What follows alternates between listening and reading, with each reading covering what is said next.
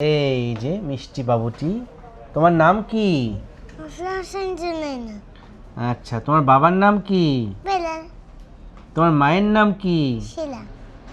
আচ্ছা, তোমার ভাইয়ের নাম কি? আচ্ছা, তো দেখি তুমি একটু জিওবাটা বের করো তো, উল্টাও তো। এই যে কারণে আমি এই মিষ্টি বাবুটির ভিডিও করছি সেটা হচ্ছে টাংটাই। যারা টাংটাই দেখেননি আজকে খেয়াল করুন।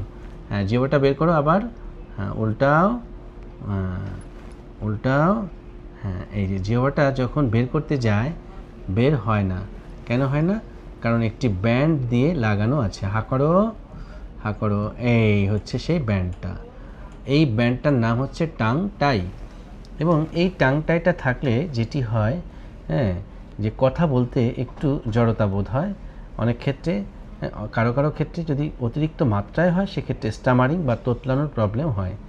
তো আসলে আত্মবিশ্বাসটা কিন্তু তখন বাচ্চাদের কমে যায়। জিহ্বাটা যখন ঠিক মতন মুভমেন্ট হবে না তখনই কিন্তু এই জড়তাটা আসবে। আর এই জড়তাটা কাটানোর জন্য উপায়টা কি? উপায় হচ্ছে টাং টাইটাকে রিলিজ করে দেওয়া। আমরা লোকাল অ্যানেস্থেশিয়া দিয়েই টাং টাইটাকে রিলিজ করতে পারি। এটি একটি কনজেনিটাল অ্যানোমালি। এটা দিয়ে বা এটা দেখে ভয় পাওয়ার কোনো কারণ নেই।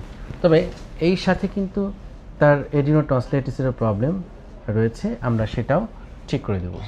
ওকে, তো তোমার কোনো ভয় নেই, তোমার এই টাং টাইটা আমরা রিলিজ করে দেবো, ঠিক আছে?